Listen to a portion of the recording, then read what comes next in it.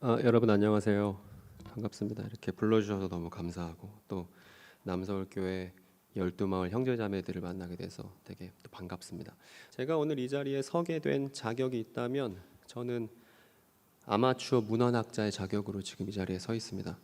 아마추어 문헌학자라는 것은 제가 2000년도 훨씬 더 된 고대 문헌 연구가 저의 일인데, 저의 기쁨인데, 이걸 하는 데 있어서 제가 제 주업으로 삼거나 돈을 받지 않기 때문에 이게 아마추어인 것이고, 또 이 고대 문헌을 연구하는 일이 저한테 무척 기쁘고 즐거운 일이기 때문에 문헌학자의 타이틀을 버릴 수가 없는 것이죠. 그래서 그냥 예수 믿는 청년, 그런데 아마추어 문헌학자라서 지금 이 자리에 서 있습니다. 그리고 아마추어 문헌학자인 것은 사실 저와 마찬가지로 여러분도 아마추어 문헌학자들인 것이죠. 맞죠? 그죠? 그러니까 우리 되게 이상한 사람들입니다. 한참 된 글 안에서 우리 자신의 정체성과 문제들을 해결하고자 거기서 뭔가 삶의 실마리를 찾는다는 것 자체가 대단히 독특한 일인 것이죠. 그래서 이제 아마추어 문헌학자들이 모여서 할 수 있는 건 뭐 다른 거 별로 없습니다. 같이 그 문헌 속에서 삶의 진실들을 발견해 나가는 것이죠. 일단 저라는 사람에 대해 잠깐 소개를 드리고자 합니다. 저는 사실은 오랫동안 책에 빠져서 살았던 사람이에요. 사실 이 빠져서라는 말이 별로 그렇게 어감이 좋지가 않죠. 버스 탈 때나 지하철 탈 때나 무조건 책부터 꺼내고, 한 번은 이제 친구랑 등산을 갔는데 등산 가서도 제가 산 정상에서 책을 꺼내니까 그 옛 친구에게 핀잔을 받았던 그런 때가 기억이 납니다. 그만큼 책에 계속 파묻혀 지냈는데요. 그렇게 했던 것이 사실은 지금 생각해 보면 현실 도피가 아니었나라는 생각이 듭니다. 제가 현실의 많은 문제들을 맞닥뜨릴 때 사실 현실 문제들이 그렇잖아요. 대단히 복잡 다단하잖아요. 근데 책을 딱 펼치면 일단 책에서는 답이 있어요. 그리고 쭉 읽어 나가다 보면 마지막 페이지로 향하고 있잖아요. 그게 저한테 큰 위안이 되었었던 것 같아요. 그래서 책을 열심히 읽었었던 지난 날들을 보냈습니다. 그리고 책과 더불어서 제가 보냈던 10년은 교회에서 어린이들을 가르치는 일을, 또 청소년들을 가르치는 일을 10년간 해왔어요. 그래서 이제 교회에서 일하는 사람이면 의뢰 그렇듯이 그 핸드폰에서 주소록에 기역부터 희읍까지 다 교회에서 알고 지낸 사람들이었습니다. 그렇게 지내다가 책과 교회에 파묻혀 지내다가 제가 신천지 문제 때문에 아파하는 사람들이 너무 많다는 것을 어떻게 제가 알게 되었어요. 그래서 그 사람들을 만나서 대화하고 시간을 같이 보내다 보니까 독서할 겨를이 없어졌습니다. 그리고 이제 어린이를 가르치는 일에도 이제 제가 소홀하게 됐어요. 그래서 제가 어느 날 어린이들에게 설교하러 갔더니 제가 가르치던 어린이들 중에 하나가 전도사님 오늘 설교 준비 안 해왔죠? 그러더라고요. 그래서 미안하다고, 그래서 했던 것도 해서 미안하다고 얘기했던 기억이 나는데, 그러던 도중에 이제 신천지 지도부에서 제가 사역하고 있던 교회에 대규모로 시위를 오겠다는 그 계획을 갖고 있다는 걸 제가 어떻게 입수하게 되었습니다. 그러고 나니까 더 이상 제가 교회에 남아 있을 수가 없게 됐습니다. 그래서 정들었던 교회를 떠나서 10년 만에 처음으로 지역교회 바깥으로 나왔던 것이 재작년 11월이었습니다. 그리고 이제 여러분 잘 아는 것처럼 코로나가 터졌고, 이제 정신없이 또 여기저기 다니면서 신천지가 무엇인지가 잘 이제 알려지지 않았을 때니까 여기저기 이야기하는 일들을 동분서주했던 그런 날들을 보냈습니다.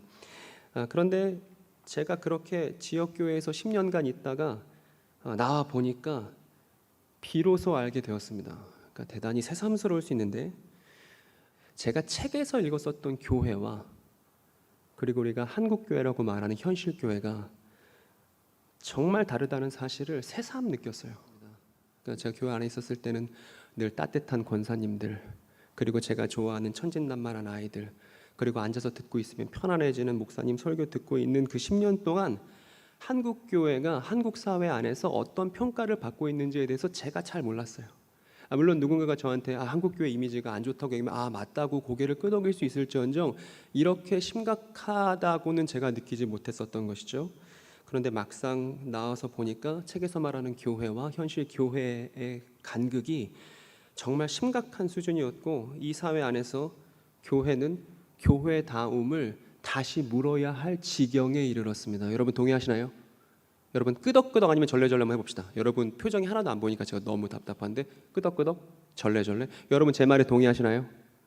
그래요. 우리 다 알고 있을 거예요. 그래서 오늘 이 시간은 교회는 무엇인가? 라는 질문에 대해서 제가 책에서 읽었던 것들을 여러분들께 말씀드리려고 해요. 그리고 여러분이 제가 이야기하는, 제가 책에서 봤었던 교회 이야기와 여러분이 경험했었던 교회를 한번 비교해 보셨으면 좋겠습니다. 그리고 이단 문제는 바로 이러한 맥락에서, 그러니까 교회다움을 논하는 담론 위에서만 이단 문제를 다뤄야만 해요. 반드시 그래야만 합니다.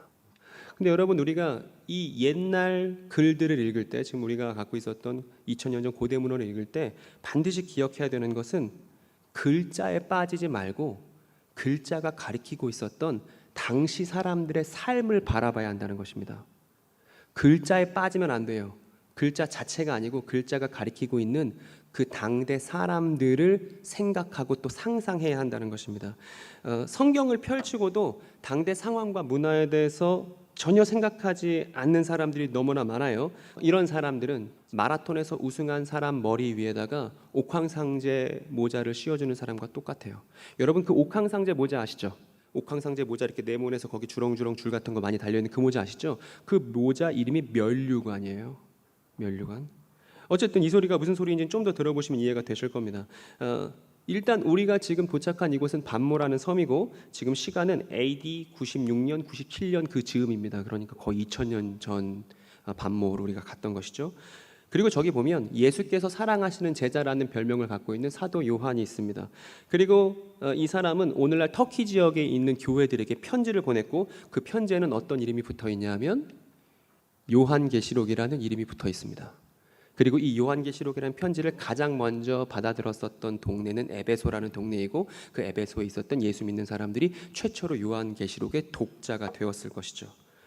그리고 이 에베소 교회에서 있었던 일에 대해서는 제가 이 교회 오기 전에, 남서울교회 오기 전에 일산에 있는 예수인 교회에서 강의를 했었는데 그 강의에서 좀 자세히 얘기했으니까 여러분 관심 있으면 여러분 제가 미리 보고 싶사 했었는데 여러분 다 그쵸? 끄덕끄덕 그죠? 너무 감사해요. 그리고 구독도 눌러주시고 좋아요도 눌러주시고 너무 좋죠.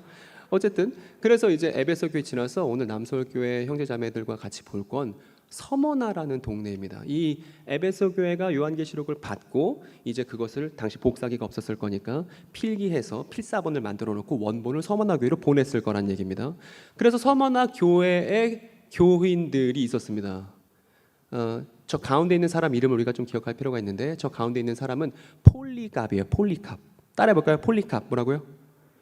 폴리갑이라는 사람입니다. 이 사람 어렸을 때부터 노년에 이르기까지 교회에 충성을 다했었던 서머나 교회의 감독이었어요. 폴리갑은. 그리고 심지어 아까 요한계시록을 보냈었던 사도 요한의 직계 제자이기도 합니다. 이 사람 이름 한번 들어보셨나요, 여러분? 폴리캅이라는 사람 이름 들어보셨나요? 사도 요한의 직계 제자이자 저 서머나 교회, 요한계시록에 나오는 서머나 교회의 감독이었던 사람이에요. 이 사람 이름 좀 기억해 주세요. 그리고 우리는 서머나라는 동네에 대해서 좀 알아볼 필요가 있는데 이 서머나, 우리가 갖고 있는 개역 성경에는 서머나라고 되어 있지만 원래 원문으로, 히랍 원문으로 읽으면 즈미르나라고 해야 됩니다. 즈미르나. 근데 이 즈미르나는 무슨 뜻이냐면 모략이라는 뜻이에요. 이 모략은 예수님 이제 탄생하셨을 때 선물로 드려졌던 것 중에 하나죠. 몰약, 이게 뭐냐 하면 가라앉는 약이라는 뜻입니다. 가라앉는 약.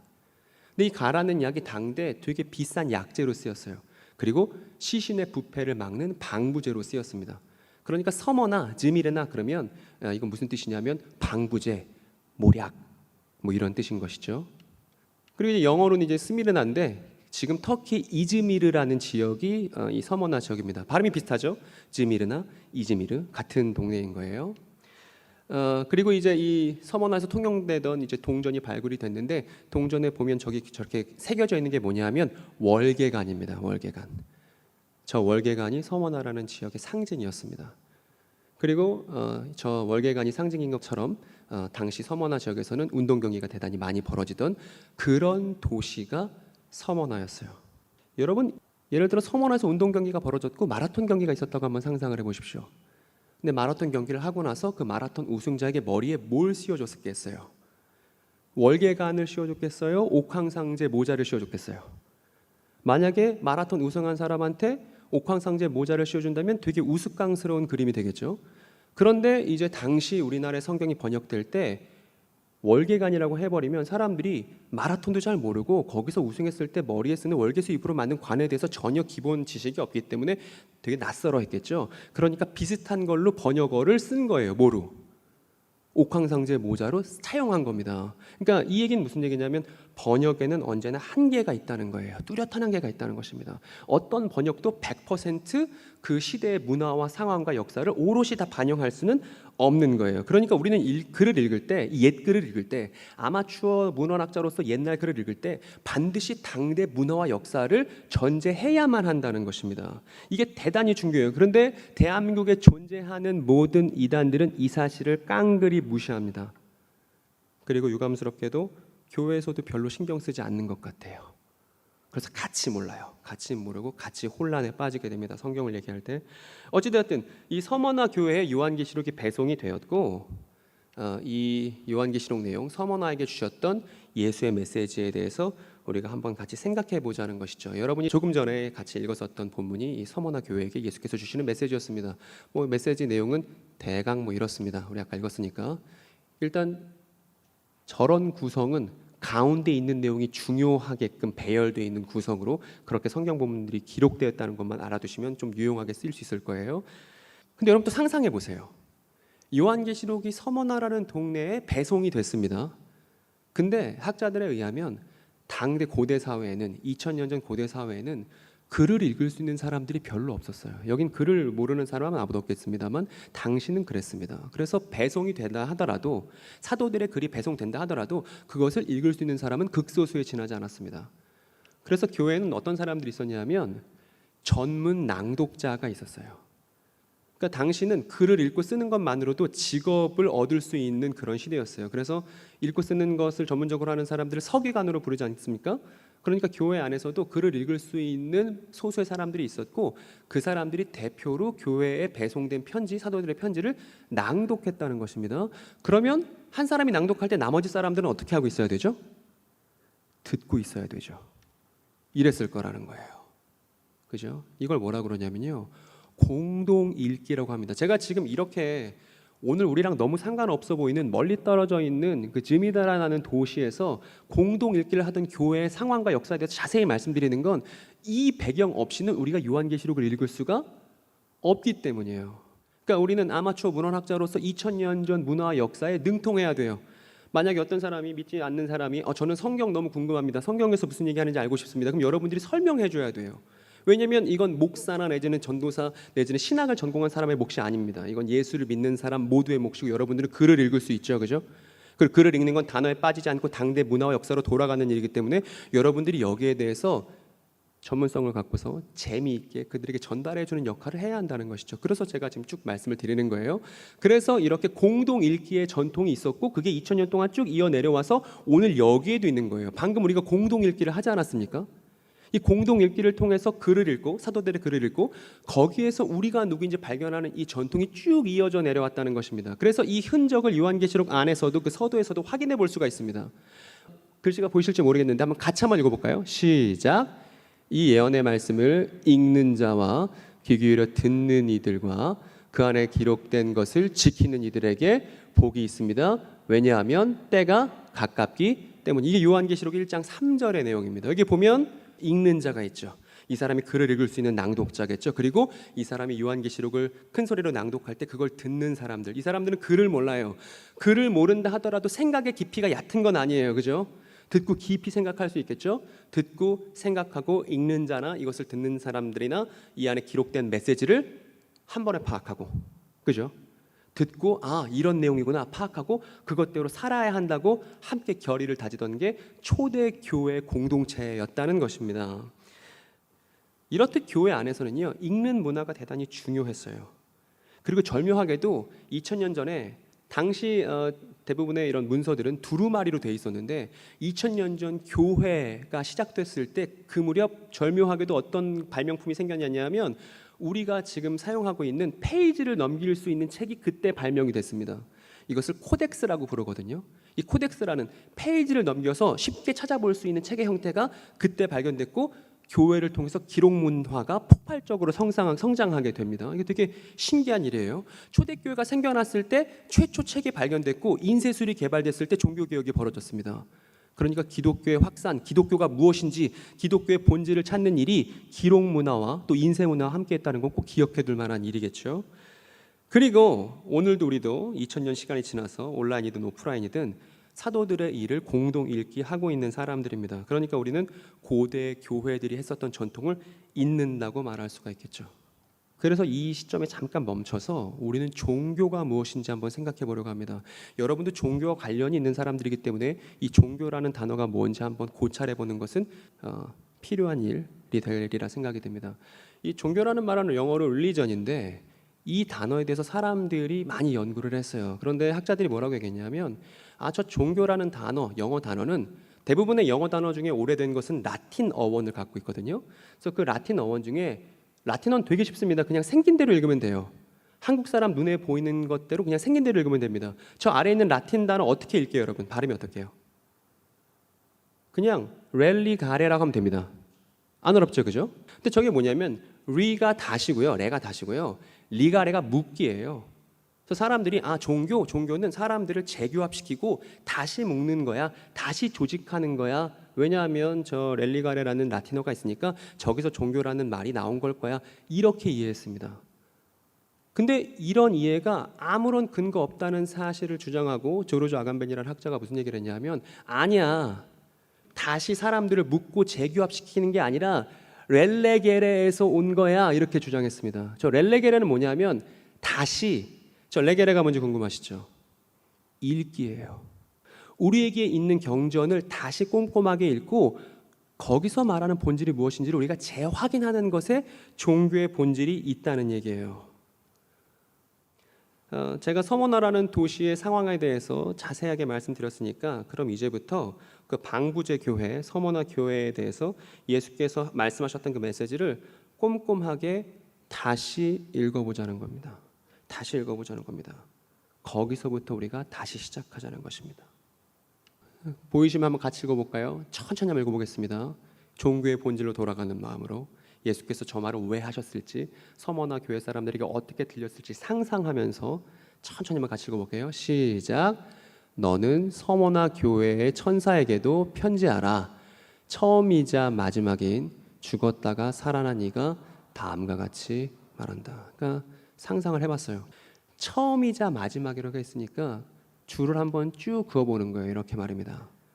그리고 한쪽 끝에는 첫이죠. 처음이죠. 그리고 맨 반대쪽 끝에는 끝이죠. 그리고 가운데는 뭐가 있냐면 이 역사의 중심이 되는 메시아 예수의 십자가 죽음과 6월절 어린 양으로 돌아가셨던 예수의 죽음과 사흘 뒤 죽음을 이기시고 살아나신 그분의 부활이 가운데 있습니다. 그리고 그 죽음을 이기신 분은 하늘에 승천하셔서 만왕의 왕으로 좌정하셨고 지금도 통치하고 계시죠. 그래서 자신을 역사의 처음이자 끝이라고 말할 수 있는 하나님이자 그리고 역사의 한복판에서 비참하게 살해당하고 그런데 다시 부활했었던 인간 예수, 그 하나님이자 인간이신 예수께서 일개의 하나의 교회에 지나지 않았던 지역교회 서머나 교회에게 말씀하신다는 거예요. 이것 자체가 전율을 느낍니다. 그냥 지역교회인데 거기에 역사의 주관자이자 죽고 살아나신 기이한 인간 그분이 말씀하신다는 거예요. 그러면 그 다음 무슨 말을 했는지 너무 궁금해지죠, 그죠? 그래서 여기 서머나 교회가 있습니다. 저 가운데 있는 사람 이름 뭐라고요? 기억나세요? 그새 다시요. 폴리캅이요. 뭐라고요? 폴리캅. 이 서머나 교회에 예수께서 뭐라고 말씀하셨냐면 이렇게 말씀하셨습니다. 같이 한번 읽어볼까요? 시작. 나는 너의 고난과 가난을 알고 있다. 그러나 너는 지금 풍요롭다. 이렇게 말씀하셨다는 겁니다. 근데 이 말을 가만 들으면 예수님이 되게 이상하죠. 여러분 고난 좋아하세요? 가난 좋아하세요?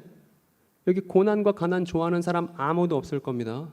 그죠? 고난과 가난 좋아하는 사람 아무도 없는데 예수 믿는 사람이 된다는 건 이상하게 고난을 찬미하는 사람이 되는 것처럼 여겨지는 경우들이 대단히 많죠. 그죠? 근데 이런 오해가 발생하는 지점이 어디냐면 서머나라는 지역에 대한 이해가 없기 때문이에요. 가난, 고난 하나씩 좀 생각을 해볼게요. 서머나 교회는요, 우리가 자꾸 까먹게 되는데 서머나 교회는 서머나에 있는 교회의 줄임말이죠. 그렇죠? 그럼 남서울 교회는 무슨 뜻이에요? 남서울 지역 안에 있는 교회라는 뜻이죠. 지역이 있고 그 지역 안에 예수 믿는 사람들이 있는 것이죠. 이걸 기억해야 된다는 거예요. 그래서 서머나에 있는 교회가 가난했다면 서머나라는 지역 상황을 알아야 그 가난에 대해서 우리가 이해를 해볼 수 있다는 것입니다. 근데 당시 서머나는 항구 도시예요. 항구 도시의 특징은 다양한 문화들이 함께 끓는 스프와도 같습니다. 그래서 여러분 항구 도시 우리나라도 가보세요. 군산이나 뭐 인천이나 이런 데 가보세요. 그러면 온갖 종교들이 함께 있어요. 그래서 카톨릭도 있고 개신교도 있고 점집도 같이 있고 그런 다양한 문화들이 모여 있는 걸 확인할 수 있는 데가 항구 도시입니다. 저기 즈미르나라는 항구 도시도 마찬가지라서 다양한 신들이 있었습니다. 당시 로마 제국 안에서 사람들이 숭배하던 신들이 있었습니다. 근데 이 신들이 그냥 재미있게 숭배하는 신들이 아니고 사람들의 일상에 깊숙이 개입되어 있었기 때문에 만약에 누군가가 나 이제 예수만이 나의 주님이시니까 나는 이런 지역 신들에 대해서 이런 신들에 대해서 나는 거절하겠어 하면 그 사람의 일상이 망가지기 시작합니다. 예컨대 바다로 떠나려면 포세이돈에게 제의를 드려야 되는데 그것도 거절하겠다는 거죠. 그러면 그 사람들이 바다에서 뭔가 유익을 얻을 때 다른 사람들과 연대하는 일에 심각한 어떤 어려움이 따를 것이고, 또 서머나에는 저기 데메테르라는 신을 숭배했는데 수학의 신이에요. 근데 데메테르를 거절하면 같이 수학하고 또 상인들 길드에서도 분명히 차별을 당했을 겁니다. 그러니까 예수를 믿는다는 것, 서머나에 있는 모든 신들을 거절하고 한 분 예수를 따르겠다고 말하는 건 일상생활에서의 어려움을 수반하는 일이었고, 이것은 경제적으로 말하면 수입이 점점 줄어들 거예요. 수입이 많아지게 되게 어려운 상황인 겁니다. 그리고 두 번째로는 교회에 있어서는 힘겹고 가난한 사람들을 먹이는 일이 대단히 중요했습니다. 이것을 두 글자로 구제라고 하잖아요. 그래서 예루살렘에 처음 생긴 교회도 과부들 먹이는 일이 대단히 중요했단 말입니다. 그래서 우리 교회에서 집사님들 많으실 텐데 교회에서 최초 집사를 뽑을 때 왜 뽑았냐 하면 구제하는 일이 너무 커지니까 그 구제 일만 전담해서 도맡아 하는 사람들이 집사의 기원이죠. 그럼 집사는 뭐 하는 사람이죠? 집사는 그 지역 내에서 구제하는 사람이 집사죠. 근데 이걸 경제적으로 생각해 보세요. 수입은 줄어듭니다. 근데 구제는 해야 되니까 지출은 늘겠죠. 그러면 수입이 줄어들고 지출이 느니까 이 상황이 어떤 상황이냐면 교회에 있어서 가난이죠. 그죠? 그래서 서머나의 신들을 거절하고 힘겨운 이들을 섬기는데 힘썼기 때문에 서머나에 있던 예수 믿는 사람들이 가난했을 것이라고 우리가 충분히 상상해 볼 수가 있는 겁니다. 고난도 마찬가지입니다. 그냥 고난만 받으면 장땡이고 고난이 좋은 것이다 이런 게 아니었어요. 당대 상황이 있었습니다. 어떤 것이었냐면 저 서머나에서 섬기는 무수한 신들이 있었는데 그 신들의 정점에는 누가 있었냐면 로마 황제가 있었습니다. 모든 신들을 다 인정하면서도 그 정점에는 로마 황제가 있었어요. 그래서 그 로마 황제를 숭배하는 것, 로마 황제를 한 분 주님으로 인정해야 되는 것이 로마 제국 안에서의 국룰이었습니다. 그런데 한 분 예수를 고백하는 기독교인이 된다는 것은 한 분 주님이 로마 황제가 아니라 그리스도 예수라는 사실을 인정하는 것이었죠. 그렇기 때문에 어떤 일이 벌어졌냐면 로마 황제가 아닌 예수를 한 분 주님으로 인정할 때 고난이 찾아옵니다. 신체적인 아픔이 찾아와요. 그래서 우리가 지금 제가 두 번이나 이름을 물어봤었던 저 폴리카베라는 사람이 어떻게 됐냐면 로마 황제 숭배를 거절했다가 나이 80 먹었는데도 화형당했습니다. 그러니까 당시 서머나 교회가 겪고 있던 가난과 고난은 실제적인 것이었고 이유가 있었다는 거예요. 이유. 그리고 이 가난과 고난 외에도 한 가지 어려움이 더 있어서 삼중고를 겪고 있었습니다. 또 한 가지 어려움은 그 다음 예수의 말씀을 잘 들어보면 알 수 있어요. 여기도 한번 같이 한번 읽어볼까요? 시작.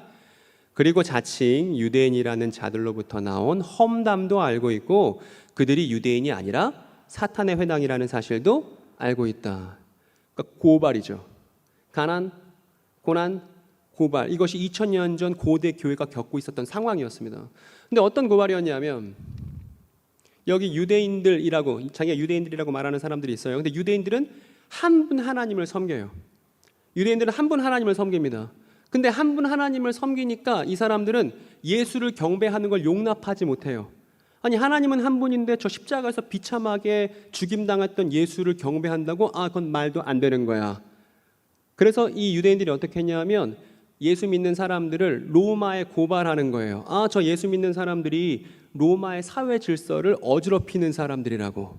근데 이 말은 어떤 함의를 갖고 있냐면 로마 제국 안에서는 누가 하나님이죠? 누가 제일이죠? 로마 황제죠. 그러면 그리스도인들이 로마 황제를 인정하지 않기 때문에 사회 질서를 무너뜨리고 있습니다라고 하는 유대인들의 고발은 무슨 의미냐 하면 로마 황제가 한 분 주님이라는 걸 공공연하게 승인하고 있는 것이죠. 그러니까 이렇듯 가난과 고난과 고발을 지금 이 서머나에 있는 교회가 견디고 있었고 예수의 칭찬을 받고 있었다는 거예요. 근데 생각을 해보자고요. 경제적 가난, 이게 서머나의 신들을 거절하고 힘겨운 사람들을 예수의 뜻 따라 섬기는 일에 힘썼기 때문에 생겼던 게 가난이라는 문제였습니다. 교회가 겪고 있었던. 두 번째, 정치적인 고난이 있었죠. 로마 황제가 아닌 예수를 한 분 주님으로 인정했기 때문에 겪는 정치적 고난, 거기서 순교도 벌어졌습니다. 그리고 종교적인 고발이 있었죠. 하나님은 한 분이시니까 예수는 절대 경배받을 수 없다고 주장하는 유대인들에 의해서 로마에 고발당하고 투옥되는 일들이 빈번하게 벌어졌다는 것입니다. 그러면 이 세 가지의 어려움들, 교회가 겪는 어려움들은 사실 한 가지 때문이에요. 여러분 잘 보세요. 한 가지 때문입니다. 하나님은 어떤 분이신가의 문제예요, 다. 이게 정치적이든 종교적이든 어떻게 구분을 하든지 간에 모두가 하나의 본질적인 문제 때문에 생기는 어려움입니다. 한 분 하나님은 어떤 분이시지? 라는 질문에 있어서 예수 믿는 사람들이 인간 예수야, 인간 예수를 통해서 한 분 하나님이 온전하게 계시되었고 그분이 하나님이야 라고 고백했을 때 그것이 경제적으로든 정치적으로든 종교적으로든 압박을 느끼게끔 만들었다는 것입니다. 바로 저 이유 때문에 말이에요. 근데 저 고백이 로마 황제와 신들을 되게 난처하게 만듭니다. 왜냐하면 로마 황제는 자신이 신의 대리자라고 주장했거든요. 내가 신의 대리자이기 때문에 너희 위에 군림해도 된다고 정당성을 주장했거든요. 그리고 우리가 아까 확인했던 유대인들 같은 경우에는 되게 열받는 일이죠. 아니 한 분 하나님이 저 비참하게 죽었던 30대 청년이라고? 우리 이 사람 얘기를 해볼 필요가 있습니다. 이 사람은 뭐 이름은 잘 모르셔도 됩니다. 알레스테어 맥킨타이어라는 사람입니다. 이 사람은 철학자인데 이 사람이 했던 얘기가 교회가 무엇인지를 우리가 고민할 때 도움이 될 거예요. 이 사람이 썼던 책은 어떤 책이 있냐면 덕의 상실이라는 책이 있습니다. 근데 이 사람 주장은 뭐냐면 요약하면 간단해요. 여기가 서구 유럽이거든요. 미국까지 포함할게요. 지도에는 없지만 서구 유럽인데 서구 유럽은 아리스토텔레스 시절부터, 그러니까 아주 그냥 옛날 때부터 서구 유럽이 공유하고 있던 개념이 있었어요. 요거 하나 정도는 사람들이 다 공유했습니다. 유럽에 살고 있는 모든 사람들이. 그게 뭐냐 하면 덕이라는 개념이었어요. 덕. 제 이름에도 덕이 들어가거든요. 제 덕인데 이 덕이 도덕할 때 덕이에요. 덕스럽다고 말할 때 덕입니다. 이 덕의 개념, 덕스러운 것, 이것에 대해서 유럽 사회가 다 공유하고 있었습니다. 그래서 너 그 덕스러운 거 알지? 물어보면 알지. 근데 이 덕이라는 개념이 어떤 문제가 있냐면 그래, 덕이 무엇인지 구체적이고 실제적으로 이해해 볼까? 그럼 얘기할 게 막상 없어요. 그러니까 이건 모호하고 되게 느슨한 개념이에요.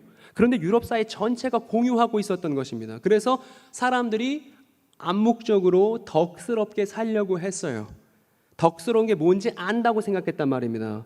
그런데 어떤 문제가 발생했냐면 점점 현대사회가 될수록 어떤 문제가 발생하냐면 이 모호하고 느슨했던 덕의 개념이 사라지고 있다는 것입니다. 여러분, 그러면 덕의 개념이 사라지면, 이 덕을 통해서 느슨하게 연대하고 있었던 사회에서 덕의 개념이 사라지면 뭐만 남을까요, 여러분? 여러분, 이때 우리가 상상해 볼 수 있는 건 탐정소설을 떠올려 보세요. 탐정소설에서 그리는 세상은 덕이 사라진 사회를 너무나 잘 묘사하고 있습니다. 뭐만 남냐 하면 실리만 남아요. 나의 이윤 추구만 남습니다. 실리와 이윤 추구 때문에 탐정소설은 항상 어떻게 하냐면 다른 사람을 죽일 수 있죠. 그리고 우리는 알고 있잖아요. 뉴스만 봐도 알잖아요. 탐정소설에서 나오는 세상이 우리가 살고 있는 세상 그 자체라는 거 알고 있잖아요. 근데 제가 저 알리스테어 맥킨타이어의 책을 딱 읽었을 때가 어떤 시절이었냐면 미국 대선이 있던 시절이었습니다. 근데 미국 대선에서 전혀 덕스럽지 않은, 그런데 실리만을 너무나도 극단적으로 추구하는 한 사람이 대통령에 당선되는, 그때 제가 저 책을 읽거든요. 너무 충격을 받았습니다. 저에게 있어서 어떤 의미였냐면 현대사회에서 덕이 사라지고 있다는 것을 체감하는 순간이었습니다. 알레스테어 맥킨타이어 책이 훨씬 전에 나왔습니다. 불구하고 말입니다. 그럼 여러분, 덕이 사라지고 있는 이 사회에서 교회의 의미는 뭘까요? 이 덕, 윤리가 사라지고 있는 세상에서 교회는 어떤 의미를 갖고 있습니까? 여러분, 왜 교회예요? 여러분, 왜 모였어요? 근데 우린 방금 저 앞에서 확인했습니다. 뭘 확인했냐면 한 분 하나님이 누구시지? 라는 질문에 대해서 교회가 뭐라고 답하는지 확인했죠. 뭐라고 답했냐면 한 분 하나님은 예수라는 사람을 통해서 나타나셨어. 즉 예수라는 인간에 대해서 우리가 아는 것이 곧 하나님을 아는 거야라는 정말 독특하고 이질적인 얘기를 초대 교회 공동체가 하게 되었다는 겁니다. 그러니까 예수라는 한 사람을 통해서 뭘 보게 되는 거냐면 신다움과, 진정한 신다움과, 그리고 진정한 인간다움을 저 십자가에서 비참하게 죽고 살아난 한 사람을 통해서 확인할 수 있다는 것이 교회의 주장이었다는 거예요. 전대미문의 주장이었다는 것입니다. 그리고 여기서 끝나지 않았어요. 우리가 예수를 통해서 진정한 하나님다움, 진정한 인간다움을 확인할 수 있음과 더불어 만약에 사람들이, 저 서머나에 살던 사람들이 당신 그거 어떻게 알았어? 예수라는 30대 청년을 통해서 하나님이 드러났다는 걸 어떻게 알았어? 라고 질문을 듣는다면 서머나 교회 사람들이 이렇게 말했을 거예요. 성령을 통해서 우리가 알게 되었어 라고 못 알아듣는 얘기를 했을 겁니다. 성령을 통해서 내가 알게 되었고 내가 그 예수의 형상을 닮아가는 일을 성령께서 아주 나와 가까운 곳에서 나를 도와주셔라고 기이한 얘기를 했을 거라는 거예요. 못 알아들었을 겁니다. 이 얘기를. 뭘로만 증명될 수 있을 거냐면 진짜 덕스럽고 윤리적인 삶으로만 교회가 말하는 것이 증명되었을 거예요. 다른 방식은 절대 불가능했을 겁니다. 정리해 보겠습니다, 여러분. 한 분 하나님은 어떤 분이신가에 대한 질문에 대해서 답을 찾아가는 걸 신학이라 부릅니다. 한 분 하나님에 대해서 적절한 알을 갖는 것을 신학이라고 불러요. 그런데 교회 안에서 지금 큰 문제가 생겼습니다. 왜냐하면 신학 그러면 여러분 어떠세요, 느낌이? 신학 노잼이죠? 내 거 아닌 것처럼 느껴지죠? 신학은 한 분 하나님에 대한 적절한 알이기 때문에 예수를 믿는 모든 사람들의 것이에요. 신학은 여러분의 것입니다. 그것도 신학은 저의 것이에요. 절대 뺏길 수 없어요. 근데 신학이 전문가들이 하는 것처럼, 목사나 전도사나 하는 것처럼, 학교에서 하는 것처럼 우리 자신들도 오해하기 시작했어요. 그래서 교회가 한 분 하나님에 대해서 적절하게 아는 일을 그냥 어중뛰게 하게 되었습니다. 예수라는 하나님의 참 형상을 통해서 우리가 하나님을 깊이 알 수 있는데 이게 교회만이 갖고 있는 유니크한 것인데 이걸 교회가 슬슬 놓기 시작했다는 거예요. 그리고 또 어떤 문제가 발생했냐면 교회의 윤리가 뚜렷하지 않게 되었습니다. 교회의 윤리가 뚜렷하지 않게 되었어요. 성령을 따르는 덕스러운 삶이 교회를 통해서 안 드러나게 되었습니다. 어디에? 교회가 속해 있는 지역사회 안에 말입니다. 아까 제가 그랬잖아요. 덕이 상실되고 있다는 얘기를 하지 않았습니까? 근데 믿지 않는 사람들에게 있어서 덕은 근거가 없고 되게 모호한 거예요. 그런데 예수를 믿는 사람들에게는 덕스럽게 살아가야 되는 분명한 근거, 실제적인 이유를 갖고 있습니다. 뭐죠? 예수죠. 모르고서 믿는 것과 다른 거예요. 모르고서 그냥 덕스럽게 살아야지 어중간하게 믿는 거랑 다른 겁니다. 분명하고 구체적이고 실체적인 근거와 토대와 이유를 갖고 있는 사람들이 지역사회 안에서의 크리스찬이란 말입니다. 그런데 교회가 저 두 가지 중요한 것, 신학과 윤리를 별로 중요하게 안 생각했다는 것입니다.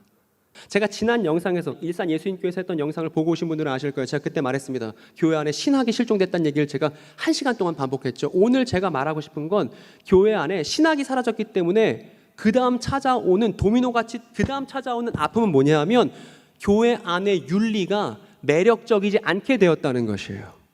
근데 여러분 이건 너무 충격적인 것입니다. 왜냐하면 로마서 12장에서 바울이 뭐라고 얘기했냐면 교회의 윤리가 곧 교회의 예배라고 얘기했거든요.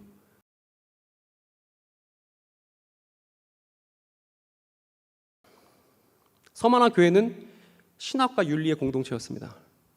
그들의 신학 때문에 고난과 가난과 고발을 당했고 그러면서도 어려움을 겪으면서도 윤리적인 삶을 통해서 교회의 교회다움을 지켜내는 것이 서머나 교회의 책임이었고 그래서 예수의 칭찬을 받았던 것이죠. 그 지역사회 안에서 말입니다.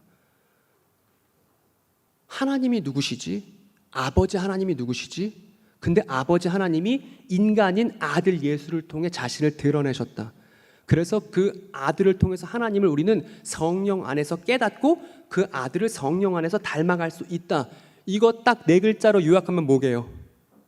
이거 딱 4글자로 교회가 보존하고 지켜왔습니다. 뭐죠? 이게 삼위일체죠. 교회가 건전한 신학, 즉 하나님은 누구신가에 대한 건전한 답변, 그리고 건전한 윤리, 분명한 이유와 근거를 갖고 있는 윤리를 보존하고 지켜나가기 위해서 교회가 갖고 있었던 아주 중요한 전통이 삼위일체였습니다. 근데 다들 삼위일체 하면 고개를 절레절 잘 이해가 안 된다고 이런 얘기는 합니다. 그게 아니에요. 교회의 신학과 윤리를 보존하고 전통을 이어가기 위해서 삼위일체가 있던 거고 이게 교회의 교회됨의 핵심인 것이죠. 서머나 교회에게 그다음하시는 메시지가 여러분 달리 들릴 거예요. 여러분 같이 한번 읽어볼까요? 시작. 네가 곧 겪게 될 것들 두려워 말아라. 보라, 곧 분열시키는 자가 너희들 중 몇몇을 감옥으로 집어 던질 것인데 이는 너희들이 시험을 받기 위함이다. 너희들이 열흘의 고난을 갖게 될 거다. 여러분 예수는 세디스트가 아니에요. 얘네 고통 주면서 즐거워하시는 분이 아닙니다. 지금 예수께서 니네 고난 받고 있는 거 알아, 가난한 거 알아, 고발에 시달리는 거 알아. 그런데 내가 그거 아는데 니네 더 어려움을 겪게 될 거야. 그런데 어떻게 되냐면 견디고 버텨야 돼. 견디고 버텨야 돼. 뭘 위해서요? 뭘 위해서? 이유는 하나밖에 없어요. 서머나라는 지역 전체에 한 분 하나님의 형상과 진정한 인간담의 윤리를 보존하는 것이 교회만 할 수 있는 일이었기 때문입니다. 서머나 지역에 있는 사람들 전체, 거기 있는 가축까지도 아끼시는 하나님께서 누구를 통해서 참된 하나님다움과 인간다움을 보여주시려고 하는 거냐면 서머나 교회의 사람들을 통해서, 즉 예수 믿는 사람들을 통해서 그걸 보여주려고 하셨던 것이죠. 그러니까 저 고난은 어떤 것이냐면 전체를 위한 고난이죠. 전체를 위한 고난에 포기하지 말라는 것이죠.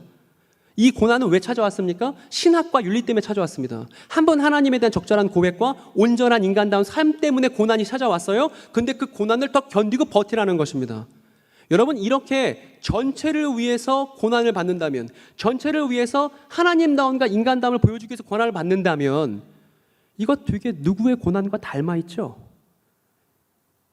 되게 누구의 고난과 닮아있죠? 전체를 위해서 자기 자신을 내어놓은 누군가의 고난과 대단히 닮아있죠? 그걸 하라는 거예요. 그걸 하라는 것입니다. 그러면 여러분, 전체를 위해서 그렇게 고난받는, 전체를 위해서 인간다움과 하나님다움을 보존하기 위해서 고난받는 공동체가 있을 때 누구에게 가장 큰 유익이 있겠습니까? 그 교회 자신들에게 유익이 있습니다. 왜냐하면 그 교회 자신들이 인간다워질 것이기 때문이거든요. 하나님 보시기에 기뻐하시는. 따라서 만약에 어느 도시에 이러한 신학과 윤리의 공동체가 있다면 그것은 그 도시의 윤리가 터져버리지 않도록 막고 서 있는 최후의 보루라고 말할 수 있어요. 이거 마치 하나님께서 소돔과 고모라를 심판하실 때 아브라함과 대화 나오잖아요. 창세기에 보면 대화에서 뭐라고 하죠? 의인 몇 사람 있는지 물어보죠. 그거 왜 물어보는 거겠습니까?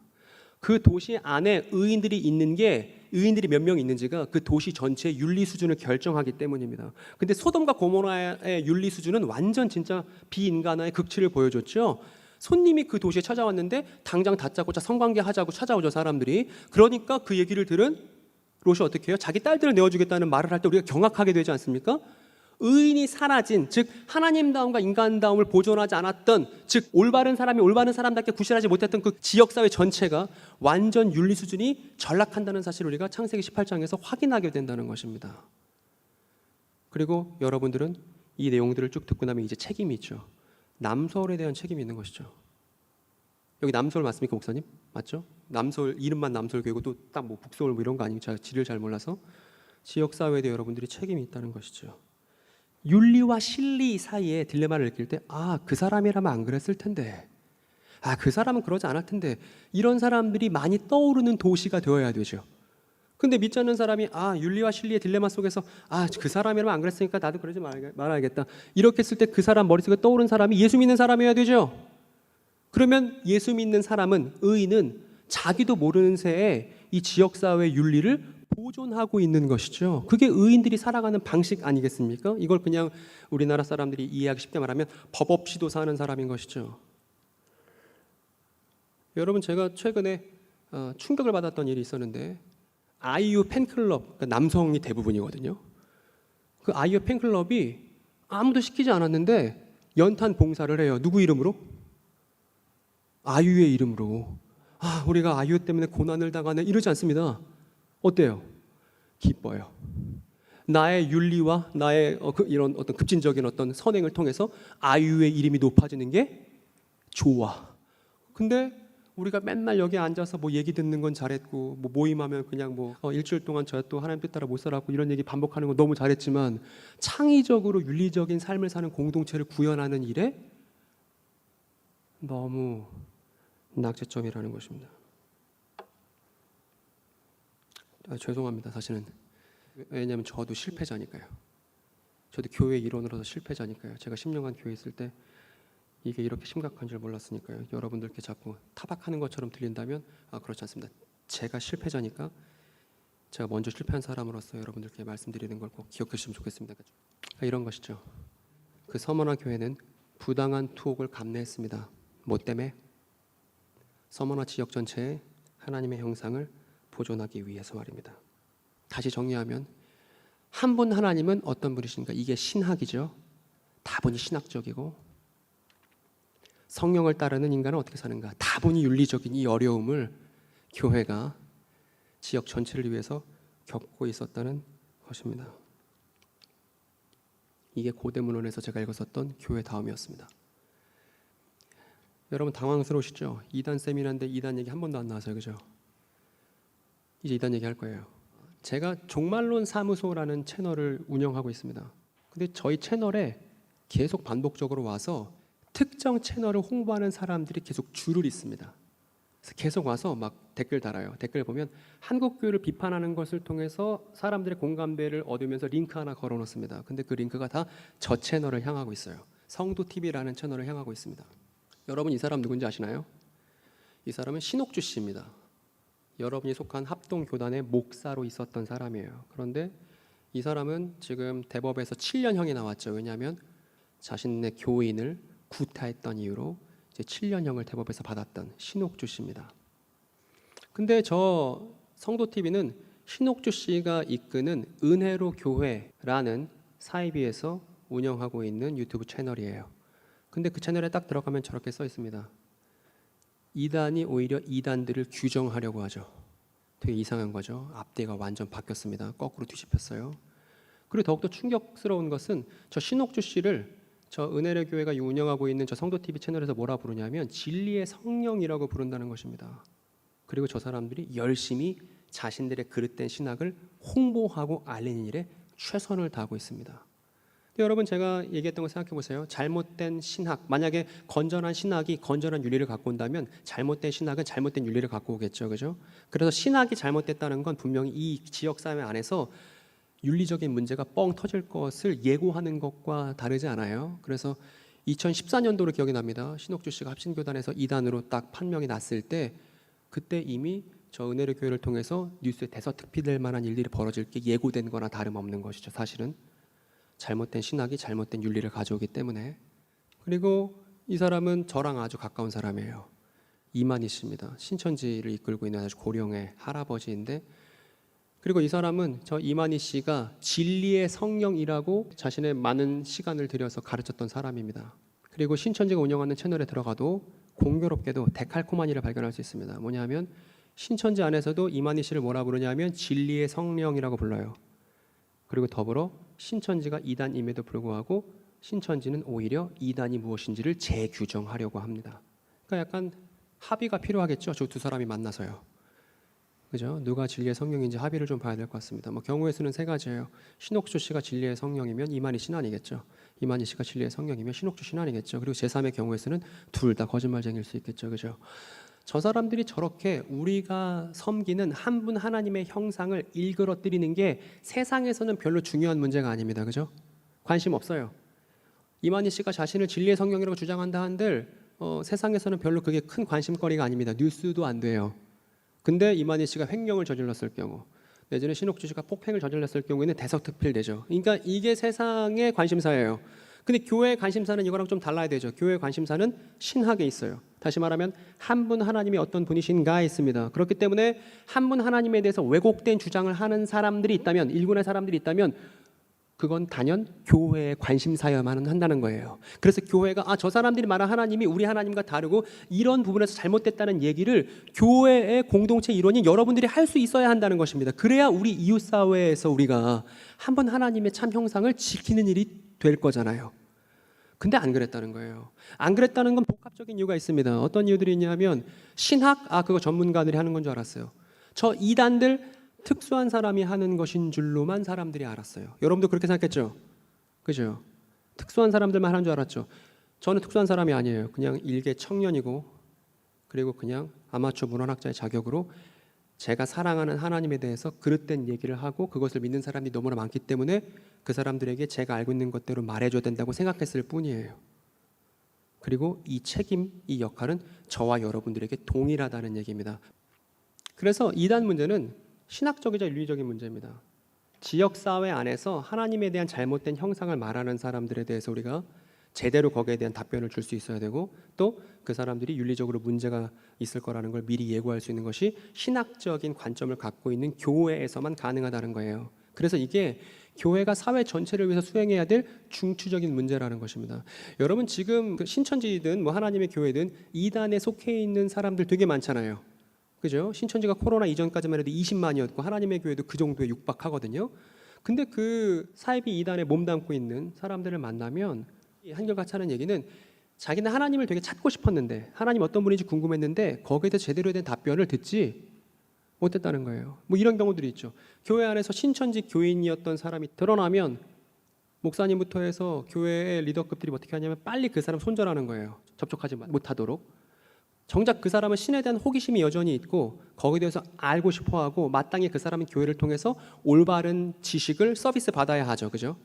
근데 그러지 못했기 때문에 한국 교회가 신학에 관심을 두지 않았기 때문에 그걸 먹고서 사이비 이단이 오늘 이렇게 몸을 불린 겁니다.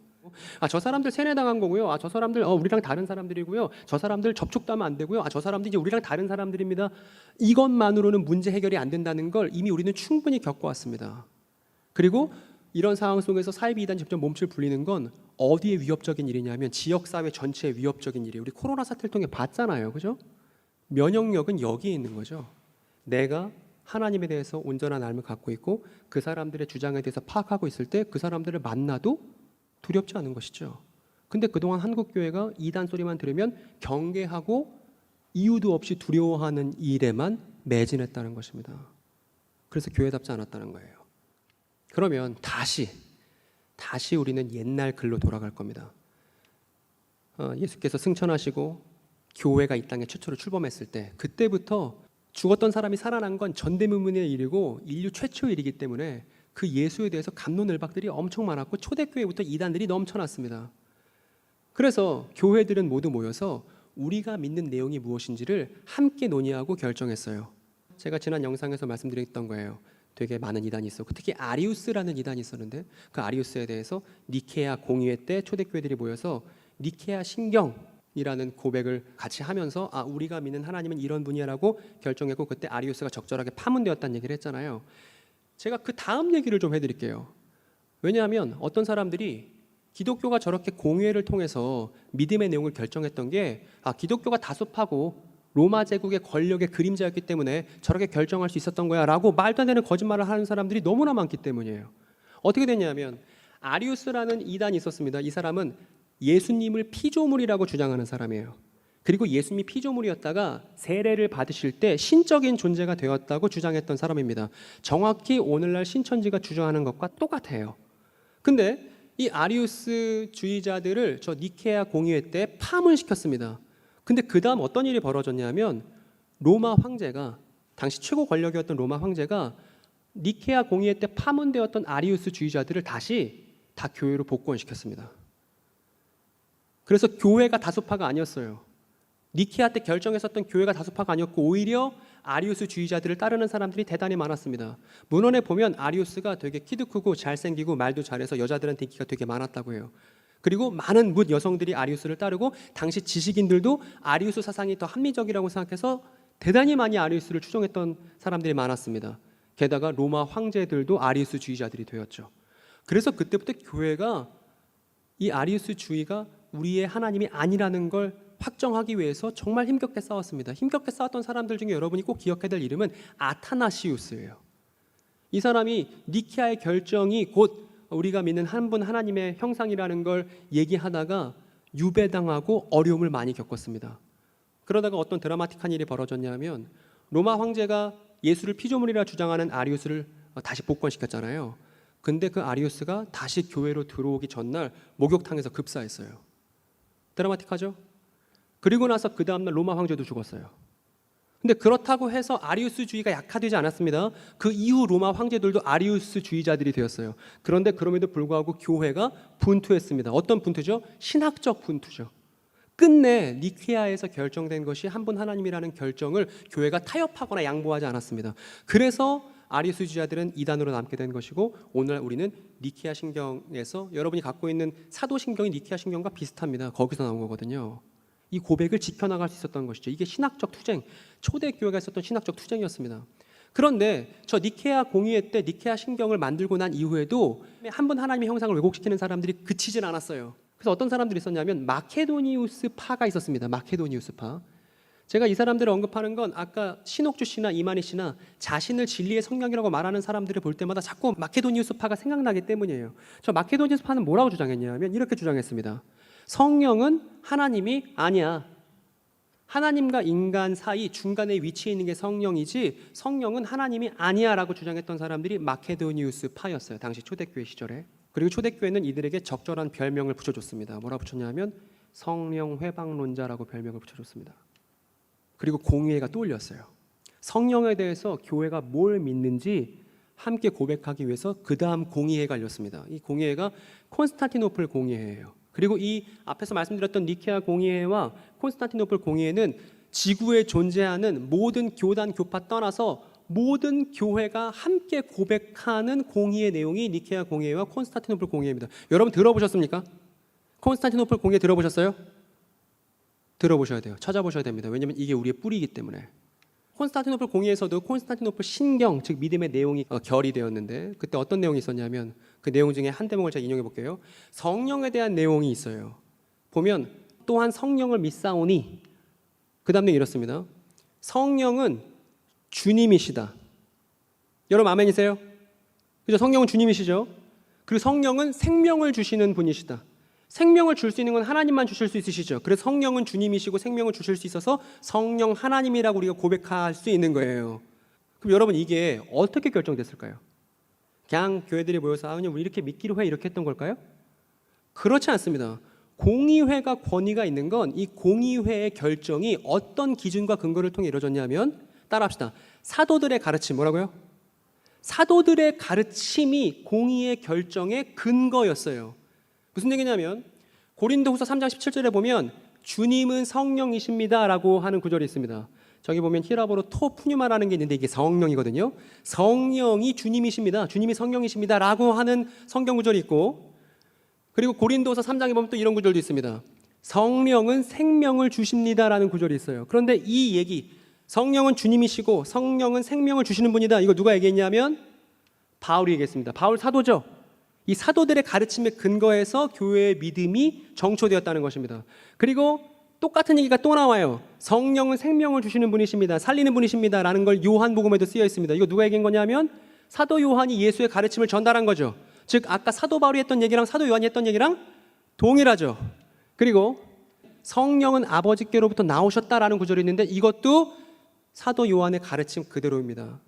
왜냐하면 요한복음 15장에 성령은 아버지께로부터 오시는 진리의 성령이라는 구절이 있기 때문에 그래서 결론이 난 거죠. 곧 아버지와 아들과 더불어 경배받으시며 영광을 받으실 분이 성령이신 거예요. 그리고 이 성령은 예언자들 통해서 말씀해 오신 분이다. 그리고 중요한 얘기 있습니다. 같이 한번 읽어볼까요? 맨 마지막 줄이요. 시작. 하나의 거룩한 보편적인 사도적 교회를 이걸 저 신천지 경험하신 많은 분들이 사도신경에 나오는 거룩한 공회를 보고 이거 유대인들이 하는 사는 애들인 공회랑 똑같은 거라고 그러니까 교회가 타락한 거라고 이렇게 근거 없이 잘못 알고 계신 분들이 많은데 사도행전에 나오는 거룩한 공회의 뜻은 지금 콘스탄티노플 신경에 있는 하나의 거룩한 보편적인 사도적 교회를 말하는 거예요. 이제 사내들인 공회랑 아무 상관이 없습니다. 이 영상 보고 계신 신천지 경험자분들이 있다면 이 부분에 대해서 정립을 하시는 게 필요합니다. 그래서 결론이 이렇습니다. 같이 읽어봅시다. 시작. 사도들의 가르침이 교회와 이단을 나누는 그렇습니다. 예수를 직접 목격하고 그분께 직접 가르침을 배워서 예수께서 부활하시고 40일 동안 계실 때 그분께 직접 그분의 이야기 하나님 나라 이야기를 들었던 사도들의 가르침이 교회의 기준이고 이건 데살로니가후서 2장 15절에도 쓰여 있습니다. 사도들의 가르침 이것이 교회와 이단을 나누는 절대적인 기준이고 공의회들도 니케아 공의회, 콘스탄티노플 공의회 모두 이 사도적 가르침에 의거해서 이단과 그렇지 않은 것들을 결정했고 그래서 교회는 어떤 교회냐면 사도적 교회인 것이죠. 사도적 교회만이 참 교회인 것이죠. 그래서 결론을 내릴 수 있죠. 여기까지 배우면요. 앞에서 배웠던 마케도니우스파 다 이단인 이유는 사도적 가르침에서 벗어났기 때문입니다. 그리고 여기 있는 신옥주 씨나 이만희 씨가 이단인 이유는 저 사람들이 이단을 재규정하려고 아무리 애써도 역사를 뒤집을 수 없는 건 이 사람들이 사도들의 가르침에서 벗어났기 때문에 이단인 것이죠. 그러니까 우리는 사도들의 가르침에 대해 잘 알아야겠습니까? 몰라야겠습니까? 교회는 잘 알아야 된다는 것입니다. 이제 얘기를 마무리할 때가 됐습니다. 우리가 잠시 잊고 있었는데 우린 지금 서머나 교회에게 예수께서 하신 말씀을 쭉 보다가 이렇게 이야기가 삼천포로 빠졌죠. 다시 예수의 메시지로 돌아갑시다. 예수께서 그 다음 이어서 이렇게 말씀하셨습니다. 읽어볼까요? 시작. 죽음까지 신실한 이해가 되어라. 그러면 나는 너에게 생명의 월계관을 주리라. 이렇게 얘기하셨습니다. 서머나 사람이라면 모를 리 없는 서머나의 상징. 월계관이죠. 면류관이라고 하고 싶지 않습니다. 왜냐하면 여러분들은 충분히 이제 월계관에 대해서 알고 계시니까. 근데 이 월계관이라는 것은 필연적으로 뭘 전제하는 것이냐면 마라톤을 전제하죠. 예수의 부활로 신호탄이 빵 터졌습니다. 그때부터 한 분 하나님에 대한 온전한 암, 그리고 진짜 인간다운 근거가 타당한, 예수라는 근거가 구체적이고 타당한 인간의 진정한 윤리적인 삶이 가능해졌습니다. 신호탄이 빵 터진 거예요. 그때부터 사람들이 달리기 시작했습니다. 하나님을 바르게 알고 올바른 사람이 되기 위해, 보시기에 좋았던 인간이 되기 위해서 그때부터 새로워지기 시작했습니다. 그리고 이 달리기는 근데 레인이 있어요. 이 선에서 벗어나면 이 달리기는 상을 받을 수 없어요. 이 달리기 할 때 우리가 절대 넘어가지 말아야 되는 기준, 아까 배웠죠. 뭐였죠? 사도들의 가르침이죠. 사도들의 가르침이라는 레인 위에서 신학적이고 윤리적이 되기 위해서 교회가 분투하고 달려야 된다는 것입니다. 그러니까 옆에 있는 사람들은 다 어떤 사람들이냐면 러닝메이트들이죠. 그렇게 교회 공동체가 함께 사도적 가르침 안에서 안전하게, 그러면서도 한 분 하나님에 대한 깊이 있는 암을 가지고 윤리적인 삶이라는 예배를 더 발전해 나갈 때 이 사람들의 결말은 보장되어 있습니다. 근데 그 전에 제가 이 질문을 던지려고 여러분들이랑 이렇게 긴 얘기를 한 거예요. 이 질문, 키워드들이 있죠. 사도들의 가르침, 사회 안에서 신학, 이런 키워드들을 여러분들께 이해시키고 싶어서 긴 얘기를 했던 것입니다. 그러니까 저 질문이 이제는 이해가 되고 고개가 끄덕끄덕 돼야 돼요. 무슨 말인지 알죠? 이게 이단 문제라는 것입니다. 교회는 사도들의 가르침에 따라 사회 안에서 신학 때문에 투쟁하고 있습니까? 이것이 이단 문제의 본질이고, 교회가 원래부터 해야 되는, 초대교회, 중세, 그리고 모든 교회들이 반드시 해야만 했었던 중추적인 기능이 바로 한 분 하나님의 형상을 지키는 일이고, 이것이 바로 이단에 관련된 일이라는 것입니다. 앞으로 이단이 더 많아질 거예요. 교회 역할이 더 필요해질 겁니다. 그러니까 지금부터 준비해야죠. 건전하고 올바른 한 분 하나님에 대한 암 말입니다. 사도적 가르침 안에서. 두 번째 질문입니다. 읽어봅시다. 시작. 교회는 사도들의 가르침을 따라 사회 안에서 윤리의 보루의 역할을, 여기 있어서 우리의 경쟁자는 아이유 팬클럽이라고 말씀드렸죠, 그죠? 재밌게, 탁월하게, 창의적으로 어떻게 하면 덕스럽고 윤리적인 삶을 살 수 있을지 공동체가 함께 고민해야 됩니다. 윤리적인 활동, 지역 사회를 위한 활동, 덕스러운 활동, 여러분들이 그걸 고민하셔야 됩니다. 근데 이걸 지금 이단들이 더 열심히 고민해요. 자신들의 정당성을 윤리에서 찾기 위해서 그런 것이죠. 근데 그건 반드시 파손하게 됩니다. 한 분 하나님에 대해서 올바르게 알고 있는 여러분들이 참된 윤리적 삶을 구현해야 될 씨를 갖고 있어요. 이제 열매를 하나님께서 기대하실 것입니다. 그래서 이렇게 달리기를 열심히 하면 예수의 결말은 이렇습니다. 같이 읽읍시다. 시작. 귀 있는 사람은 성령이 교회들에게 무엇을 말하는지 들을지어다. 이기는 이는 둘째 사망의 해를 받지 않을 것이다. 이렇게 말씀하셨습니다. 이 예수의 메시지는 이 신학적이고 윤리적인 달리기의 결말, 교회의 달리기의 결말을 보여줍니다. 도시 안에서 예수의 이름으로 인간답고 덕스러운 사람으로 남으려는 사람의 결말을 보여줍니다. 뭐냐면요, 예수와 마찬가지로 부활하는 것입니다. 예수와 마찬가지로 영광스러운 부활이 곧 우리의 결말입니다. 그리고 우리가 부활한다는 것은 그냥 죽지 않게 되는 우리의 신체적인 상태만을 말하지 않습니다. 우리가 한 분 하나님을 닮으려고 애썼기 때문에, 인간답게 살기로 애썼기 때문에 우리의 인격이, 나다움이 완성되는 것이 부활이에요. 여러분이 여러분 고유의 색깔을 갖고서 완성되는 것이 부활이라는 결말입니다. 이것을 예수께서 먼저 보여주셨어요. 끝까지 사랑하기 위해서 한 분 하나님의 형상을 갖고서 올바른 삶을 사셨던 예수께서 죽었지만 그럼에도 부활로 그분이 완성되었다는 걸 우리한테 미리 보여주셨고, 우리도 같은 길로 따라하러 가십니다. 그러니까 여러분 완성을 향해 달려가세요. 바울이 말했습니다. 불멸을 바라라고 얘기했습니다. 불멸을 바라라고. 어떤 사람이 이럴 거예요. 어차피 한 분 하나님 우리가 알려고 해봤자 다 알 수 있는 거 아니잖아요. 아 이제 저 그냥 안 할래요. 근데 이렇게 말하는 사람은 사랑을 해본 적이 없는 사람이에요. 사랑을 하면 그 사람을 더욱더 알고 싶고, 사랑을 하면 그 사람과 가까이 있고 싶죠. 예수를 사랑한다는 건, 한 분 하나님을 사랑한다는 건 그분의 헤아릴 수 없는 알므로 더욱더 깊이 들어간다는 것이고, 우리 자신이 인간다워진다는 것입니다. 그리고 그것의 결말이 부활인 것이죠.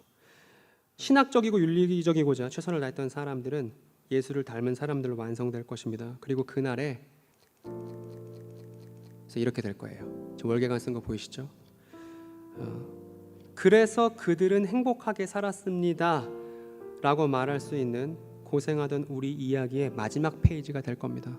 제가 전에는 책에는 답이 있고 삶에는 답이 없다 생각했지만 지금은 달라요. 삶에 답이 있습니다. 그 삶은 책과 같아요.